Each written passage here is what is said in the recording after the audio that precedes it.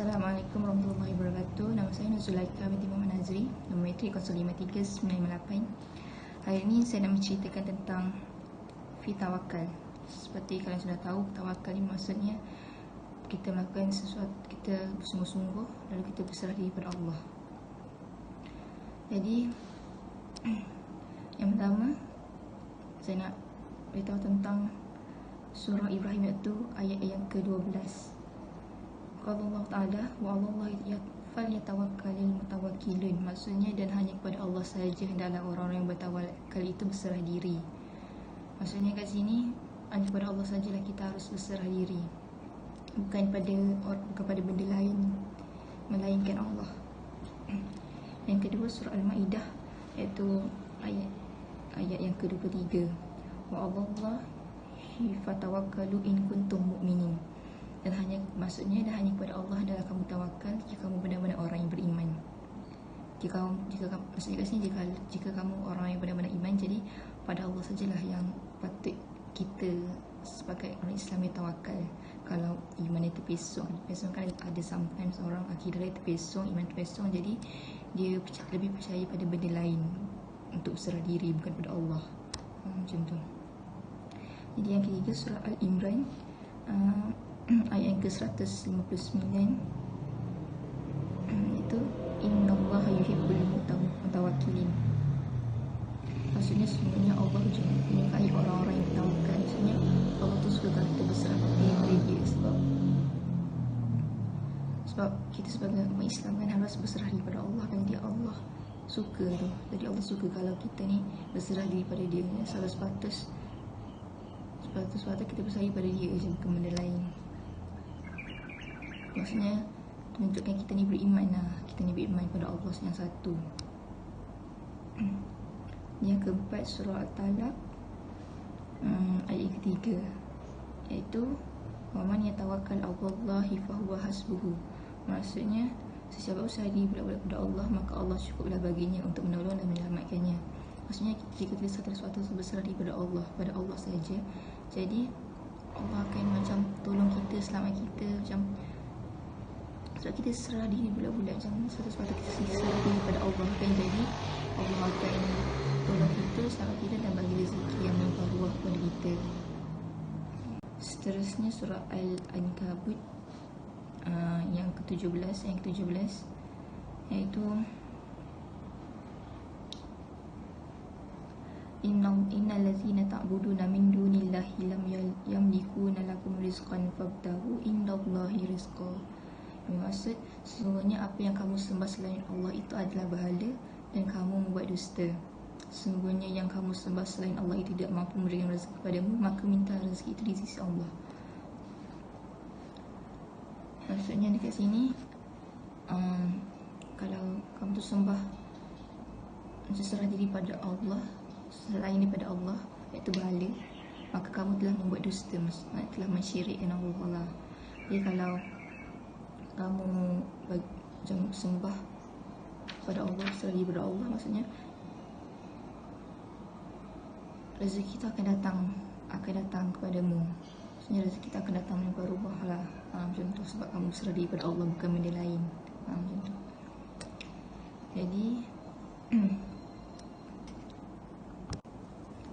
Jadi dekat situ menyatakan bahawa sesiapa yang berserah diri benar-benar kepada Allah sahaja, maka Allah cukuplah baginya untuk menolong dan menyelamatkannya. Maksudnya dekat sini, jika kita serah diri kepada Allah, jadi Allah akan tolong kita, akan menyelamatkan kita dalam segala aspek sekalipun. Jika kita hanya berserah pada Allah yang satu saja, bukan pada benda lain. Yang seterusnya surah Al-Ankabut ayat 17, yang iaitu innal ladzina ta'buduna min dunillahi lam yamlikuna lakum rizqan fabtaghu indallahi rizqa. Maksudnya sesungguhnya apa yang kamu sembah selain Allah itu berhala dan kamu membuat dusta. Sesungguhnya yang kamu sembah selain Allah tidak mampu memberikan rezeki kepada kamu, maka minta rezeki di sisi Allah. Maksudnya sini kalau kalian tu sembah atau berserah diri selain daripada Allah, iaitu berhala, maka kamu telah membuat dusta. Maksudnya kamu telah mensyirikkan Allah, telah terpesong lah, sebab kamu bukan sembah pada Allah tapi pada benda lain. Jadi kalau kamu berserah pada Allah itu, jadi Allah akan bagi rezeki itu. Tak kira daripada aspek sekali, tak kira daripada aspek apa pun, tapi Allah akan dapat tolong sebab kita berserah kepada Allah. Jadi seterusnya, Nabi SAW pernah bersabda, seandainya kamu semua bertawakal kepada Allah dengan tawakal yang sebenarnya, nescaya Allah akan memberikan rezeki kepada kamu sebagaimana Dia memberikan rezeki kepada burung berangkat dalam keadaan lapar dan kembali dalam keadaan kenyang. Maksudnya dekat sini,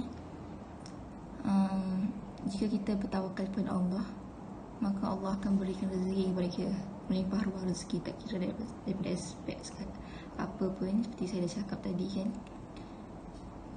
seperti Allah memberikan rezeki pada burung itu berangkat dalam keadaan lapar dan balik dalam keadaan kenyang. Dan Nabi SAW pernah bersabda lagi, barang siapa yang memutus seterusnya, Nabi SAW pernah bersabda, barang siapa yang memutuskan diri itu bertawakal kepada Allah, nescaya Allah akan mencukupi semua keperluannya dan memberinya rezeki dari arah yang tidak disangka-sangkanya. Maksudnya kat sini, jika kita berserah diri pada Allah saja, maka Allah akan mencukupkan keperluan kita, tak kisahlah apa-apa sekalipun rezeki dalam setiap aspek. Allah akan cukupkan keperluan tu, Allah akan cukupkan rezeki tu, sebab kita bertawakal kepada Allah.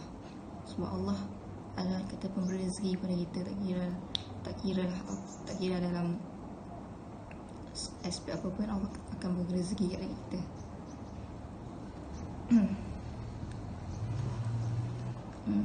Jadi itu saja dari saya. Assalamualaikum warahmatullahi wabarakatuh. Nama saya Siti Farahani binti Cik Ilyas, nombor metrik 054231. Seterusnya saya akan membentangkan tajuk hakikat tawakal pada muka surat 235. Hakikatu tawakal ibaratu an halatut tasdir anit tauhid wa yazharu asaruha ala al-a'mal fahiya salah satu arkanu wa huwa al-ma'rifah wal hal wal amal. Hakikat tawakal adalah keadaan yang lahir dari tauhid, akan tetapi pengaruhnya nampak pada perbuatan. Ia mempunyai 3 rukun. Yang pertama pengetahuan, yang kedua keadaan dan yang ketiga amal. Salah satu rukun yang dapat saya sebut daripada ketiga-tiga tu antaranya adalah al-ma'rifah, iaitu pengetahuan. Al-ma'rifah wahia al-aslu wa aghni biha at-tauhid fa innahu innama yatawakkalu 'ala Allah himan la yara fa'ilan su Allah. Maksudnya, pengetahuan merupakan asas yang dimaksudkan dengannya adalah tauhid. Kerana sesungguhnya orang yang bertawakal kepada Allah adalah orang yang tidak memandang pelaku selain Allah. Maksudnya dekat sini, orang yang bertawakal kepada Allah ni hanya Allah semata-mata Tuhan yang berhak disembah. Seterusnya saya akan membentangkan tajuk yang kedua, iaitu At-Tauhid lahu labbanun wa kishrani pada muka surat 236. Haza at-tauhid lahu lubbanun wa kishrani wa tabaqatuhu arba'. Maksudnya tauhid mempunyai 2 isi dan 2 kulit, dan ia mempunyai 4. Yang pertama, kallawaz lahu labu summa adahnu labu labahu wa kishratul ulya kishrun kishrah. Fal kishratul ulya al-qaw bil lisan al-majrad wa huwa iman al-munafikin. Maksudnya seperti buah badam, ia mempunyai isi, kemudian minyak yang merupakan isi dari isinya. Kulit atas merupakan kulit dari kulitnya. Maksudnya kulit atas merupakan ucapan dengan lisan sahaja. Yang kedua, al-i'tiqad bil qalbu jazman wa huwa darajat awam al-khalaq wa darajatu al-mutakallimin. Maksudnya, keyakinan dengan hati yang mantap merupakan umum darjat makhluk dan ahli kalam. Sebab tidak dibezakan dari orang-orang awam kecuali dengan mengetahui tipu daya dalam menolak bisikan-bisikan para pembuat bid'ah dari keyakinan diri. Yang ketiga, wahia al-labu an yankashifu binurullahu azza wajal haqiqah haza at-tauhid wa saruhu bil haqiqah wa zalika bi anna yara al-asya' al-kathirah.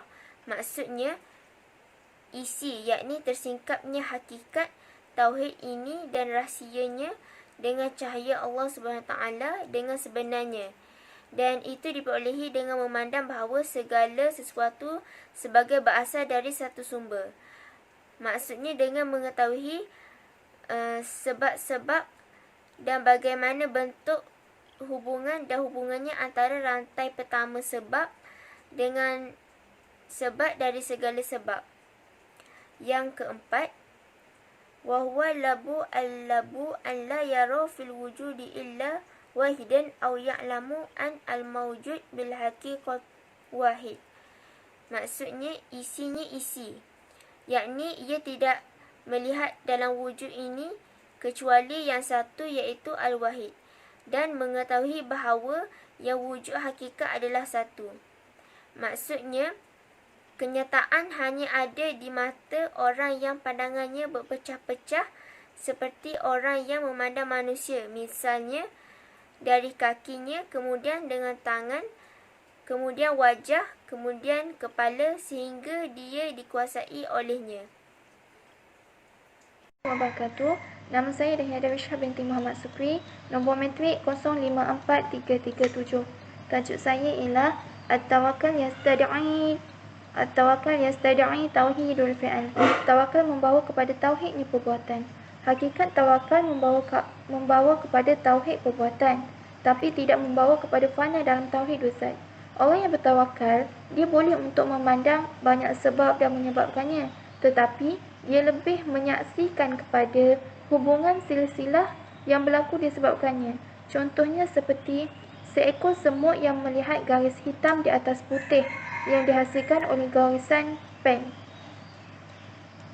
Lalu kalau melalui pandangan haiwan yang kecil tu, semut tu, memang dia tidak mampu menjangkau adanya jari-jari sampai ke lengan. Tetapi kemampuan kita untuk menggerakkan pen itu adalah dari kita. Tapi pada asal hakikatnya bukan kita yang menggerakkan pen itu, tetapi pada asalnya Allah yang menggerakkan pen itu. Contohnya berdasarkan surah Al-Alaq ayat 4. Maka sesungguhnya kamu tidak mengetahui pena kecuali dari bambu. Contohnya seperti pensel daripada buluh. Tidak mengetahui tangan dan jari-jari kecuali dari daging dan tulang. Tidak mengetahui bentuk kecuali warna dan rupa. Maka apabila tersingkap bagimu hal itu, nescaya kamu mengetahui bahawa ketika kamu melempar, bukan kamu yang melempar, tapi Allah yang melemparkannya. Allah memberikan kepada kita dorongan yang kuat dan pengetahuan untuk menghakimi sesuatu perkara itu. Allah memberikan kekuatan kepada kita untuk melempar sesuatu perkara itu. Pada asalnya bukan kita, tetapi Allah yang melemparkannya dengan memberikan dorongan-dorongan yang kuat dan pengetahuan untuk kita memutuskan sesuatu perkara itu. Sampai di situ saja. Assalamualaikum warahmatullahi wabarakatuh.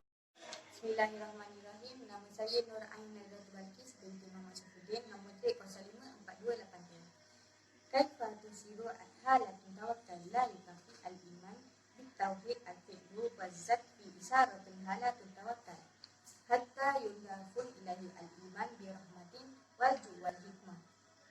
Tidaklah cukup iman kepada tauhid perbuatan dan zat dalam menggerakkan keadaan tawakal, sehingga ditambah dengan iman kepada rahmat, kemurahan dan hikmah, sebab dengannya akan diraih keyakinan di dalam hati terhadap al-waqi al-haq, Allah yang maha pemelihara lagi maha besar.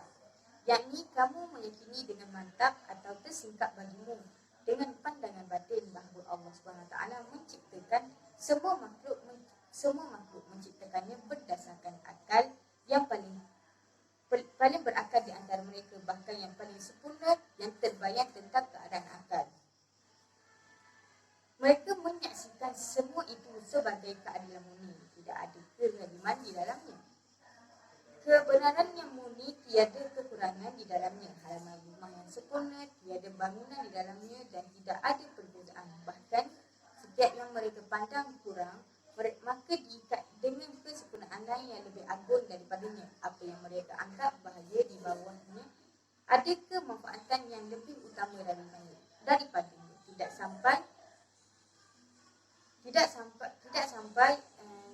sampai terlaksana suatu kemanfaatan kecuali dengannya. Mereka mengetahui bahawa Allah SWT Maha Bijaksana, Maha Dermawan dan Maha Penyayang. Sekarang ini menjadi lautan lain dalam makrifat. Ombak-ombaknya menggerakkan rahsia-rahsia takdir yang orang-orang yang sudah disingkapkan kepada mereka.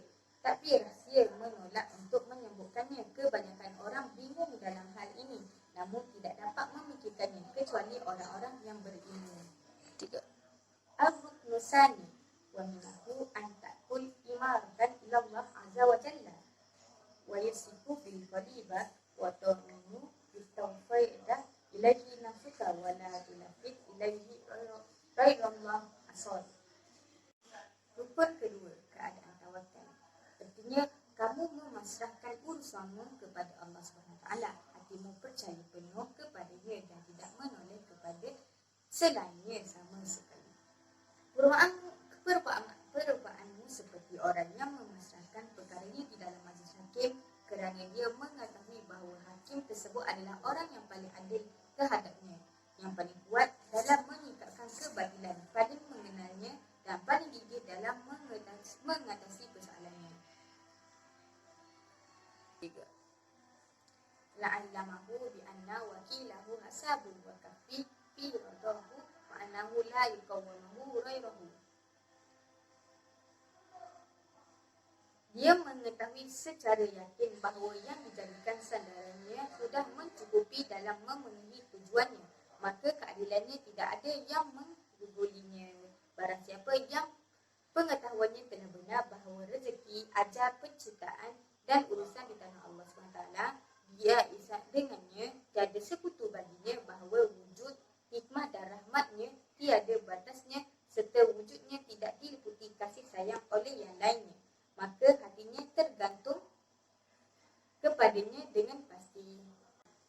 Ahadakumha dha'ifu al-yaqni bima zakaranahu wa dha'ifu yaqin innama yakunu atawraku syak ilaihi awla indamu istailahu ala lukarihi. Lemahnya keyakinan pada apa yang telah kami sebutkan, lemahnya keyakinan bahawa kerana getaran keraguan kepadanya atau kerana iman itu belum menguasai hati. Sesungguhnya kematian merupakan keyakinan yang tidak ada keraguan dalamnya. Tetapi kerana ia tidak menguasai hati, maka ia menjadi sesuatu yang merogai. Tiada keyakinan di dalamnya. 3. Al-amru sani ayakunu qalbu fi fitoratun jabanan dha'ifan wal jiban wal fura'atu fatawfani wal jiban yawajibun qawlu an-nafsu muta'atan la'i wa huma la syakfi bitalan.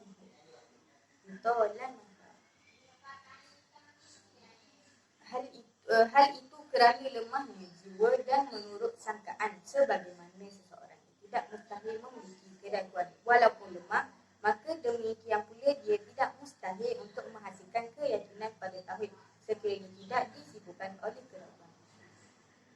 Berada hati dalam fitrahnya bersifat pengecut dan lemah.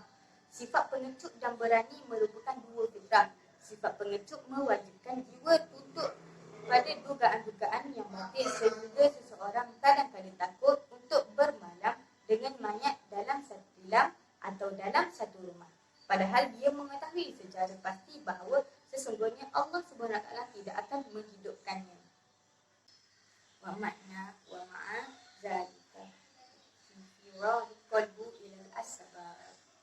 Bersamaan dengan itu, maka kosongnya hati adalah disebabkan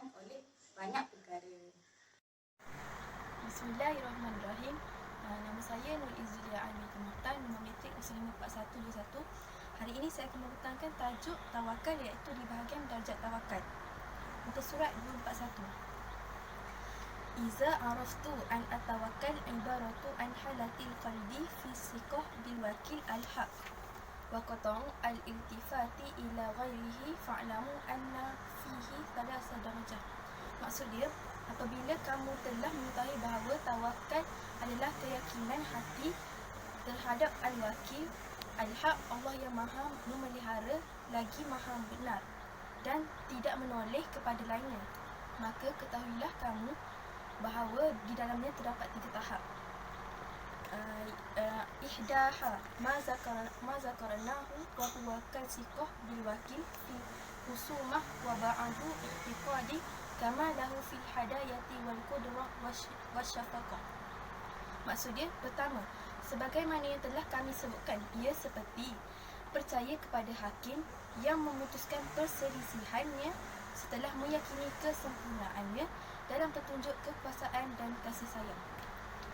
Wasaniyah wahia aqwa minha tadahiyah hadati sabi fi siqahihi bi amrihi wa qata'ahu ilaiha fi kulli ma yasibu wa dhalika lisaqtihi bi syafaqatiha wa kafalatiha walakinhu fi tawakkalhu fa inna an tawakkalhu fa innahu laisa yahsiluhu bi faqri wa kasbi wa inna kana la yahlu tawakkalahu anhu an nau'i idraki wa amma tawakkal 'ala al-wakil bil khusumah fakala maktasibi bil fikri wan nazari. Kedua, yang lebih kuat, seperti keadaan dan kepercayaan anak kecil terhadap ibunya dan meminta tolong kepadanya dalam setiap hal yang menimpanya, akan tetapi dalam tawakalnya ia fana dari tawakal sendiri. Wasaniyah wahia al-a'la an yakuna baina yaday Allah ta'ala kalmitu baina yaday al-ghasili la kalsabi fa innahu yaz'aku bi amahu wa yata'allaku bazilaha bal hazaka sabi ala ilmu annahu wa in lam yaz'aku bi amhu fa innaha tatlabahu wa inna lam yata'allaku bazilaha fahiya tahmiluhu wa inna lam yas'aluha al-labinu fahiya tabtadi'u biirda'ihi fayakuna hadha syakhs fi haqqallah azza wa jalla sakitul ikhtiyar li'alamahu bi'annahu majral qadri fala yabki fihi ma tas'i bi ghairi al-intizari lima yajri alaih. Ketiga, ini yang tertinggi, iaitu di hadapan Allah seperti mayat di hadapan yang menjadikannya bukan seperti anak kecil. Sesungguhnya dia menjerit pada ibunya dan bergantung dengan kerendahannya, akan tetapi ia seperti anak yang mengetahui bahawa walaupun dia tidak menjerit pada ibunya, ibunya tetap mencarinya. Walaupun ia tidak bergantung dengan kerendahannya, maka dia menanggung. Walaupun dia tidak meminta susu ibunya, tetapi ibunya tetap memberikan susu kepadanya. Orang ini di dalam hak Allah Subhanahu Wa Taala orang yang gugur dalam ikhtiarnya, sebab dia mengetahui bahawa dia berjalan dengan takdirnya. Al-Musul Salis fil A'mal wafat yazunnu al-jihal al-syarat at-tawakkal taraku al-kasbi wa tarku at-tadawi wal-istislam bil-muhlikat wa dhalika khata'un li'anna dhalika haram fi syar'i wa syar'in qada wasna ala at-tawakkal manadukun ilaihi fakaifa yanalu dhalika bimahzurihi. Rukun ketiga, dalam perbuatan, kadang-kadang orang-orang jahil menduga bahawa syarat bertawakal adalah meninggalkan usaha, tetapi hal ini benar-benar haram dalam syariat, kerana syariat benar-benar telah memuji tawakal dan menganjurkannya. وتحقيقه أن صحيح العبد لا يدعو أربعة أوجه وهو جلب ما ليس بموجود من المنفعة أو حفظ الموجود أو دفع الضرر كي لا يحصل أو قطعه كي يزول. Kebenarannya, sesungguhnya usaha seseorang tidak lepas dari 4 segi, iaitu menarik yang tidak wujud, berupa kemanfaatan, menjaga yang ada, menolak bahawa usaha tidak memperolehi atau memutuskannya usaha yang hilang. Al-awwal jalabu al-manafi' wa asbabu salasah. Imma maqtu'un bihi wa imma masnun zanan ghaliban zahiran lausiku bihi au mauqum. Pertama, menarik kemanfaatan hati bersebab. Ada kalanya yang pasti, yang diduga kuat dan dipercayai, atau yang dikhayalkan. Bismillahirrahmanirrahim. Nama Siti Fatihah binti Yusuf, nombor metrik 052128. Wa innama at-tawakkal fihi bi amrain. Sesungguhnya tawakal dalam hal yang demikian itu ada dua perkara. Ahduhuma. Pertama, hendaklah kamu mengetahui bahawa tangan, makanan, benih, kuasa meraih dan semua itu berada di bawah kekuasaan Allah Subhanahu Wa Taala. Wasani, kedua, hendaklah seseorang tidak bergantung padanya dengan hatinya, melainkan pada penciptanya, iaitu Allah Subhanahu Wa Taala.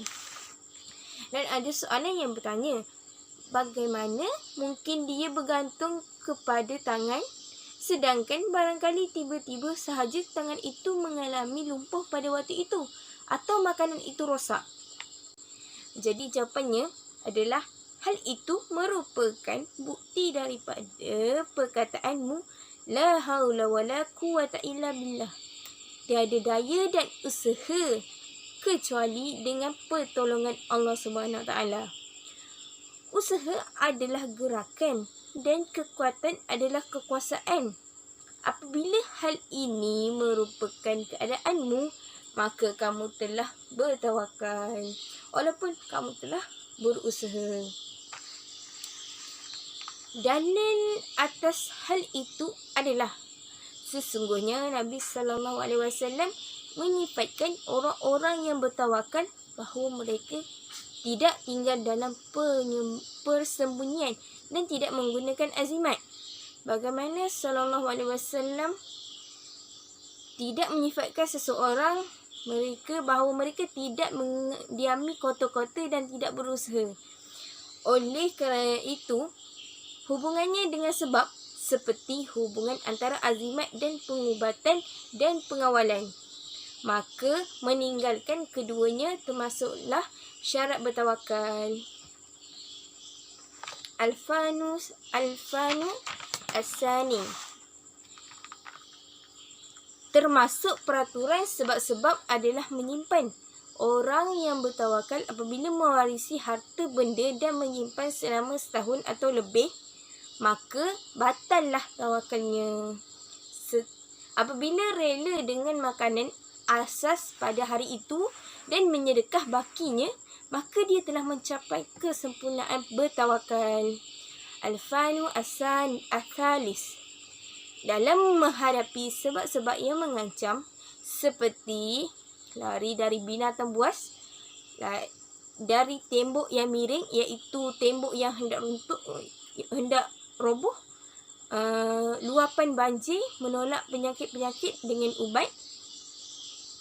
Di situ juga terdapat darjat. Maka ambillah dalil yang menganalogikan terhadap apa yang telah kami sebutkan dan telah kami jelaskan dalam kitab Al-Ihya. Sekian. Jadi yang terakhir saya nak beritahu muka surat 244 tu, iaitu mata yakuna taraka adhar mahmud.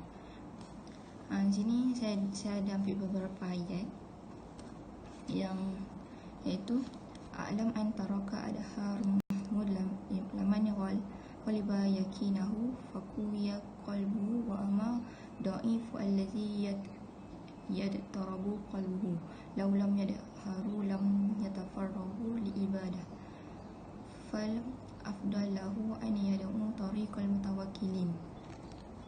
Yang maksudnya, ketahuilah bahawa tidak memiliki simpanan adalah terpuji orang yang kuat keyakinan dan hatinya. Adapun bagi orang-orang yang lemah, yang hatinya goncang seandainya dia tidak menyimpan dan tidak akan disibukkan dengan ibadah. Maka yang lebih utama baginya adalah hendaknya meninggalkan jalan orang-orang yang bertawakal.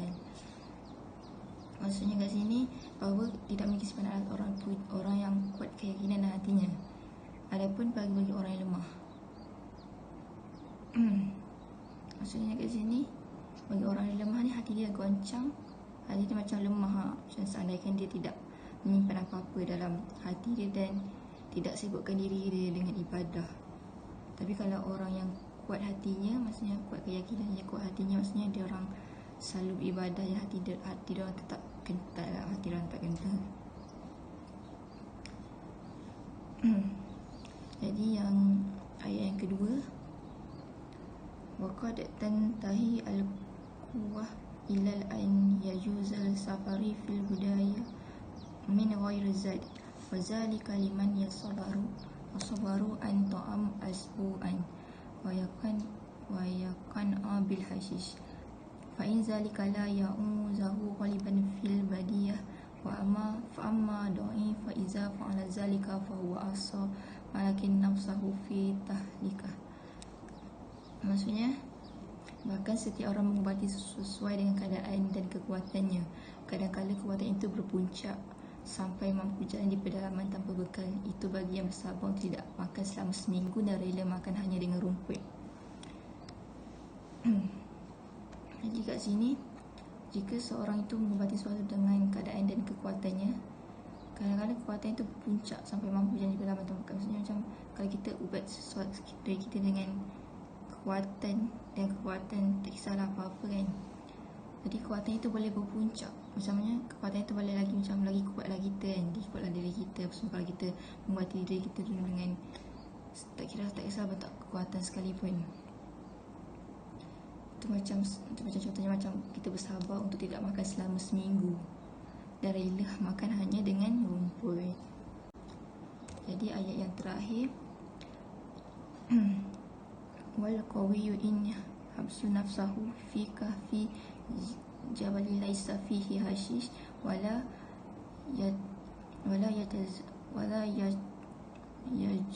yajata sabihi insan fazalika aidan haram. Maksudnya orang yang kuat apabila memenjarakan dirinya dalam gua di suatu gunung yang tidak terdapat rumput di dalamnya setidak dilalui oleh manusia, maka hal itu pun haram sebab dia menyimpang dari sunatullah dalam penciptaannya. Maksudnya kat sini kalau orang yang kuat apabila menjarakan dirinya dalam suatu gua di suatu gunung yang tidak terdapat rumput dalamnya serta tidak terdapat dalam manusia, maka hal itu pun haram. Maksudnya kat sini kita ni orang yang tu kuat kan, dia menjarakan diri dalam suatu gua, tak kisah gua apa-apa, tak kisah satu gunung yang tak ada rumput pada dalamnya, maksudnya kosong, tak ada apa-apa je. Manusia pun tak lalu lah, maksudnya hal itu pun boleh nak dikatakan haram bila bagi orang yang melakukannya lah, sebab dia menyimpang dari sunatullah dalam penciptaannya. Maksudnya kat sini macam kita mungkin, kalau bagi pendapat saya, mungkin yang saya faham, mungkin dia menyeksa dirinya lah, menyeksa dirinya sebab dia sanggup mencarikan diri dalam satu gunung yang tak ada rumput apa-apa, yang orang manusia pun tak lalu. Maksudnya manusia pun tak lalu, jadi macam tu menyeksa diri dia, dan itu pun boleh dikatakan hal itu haram. Jadi itu yang saya faham berdasarkan apa yang saya boleh terangkan. Jadi itu saja pada saya. Sekian, terima kasih.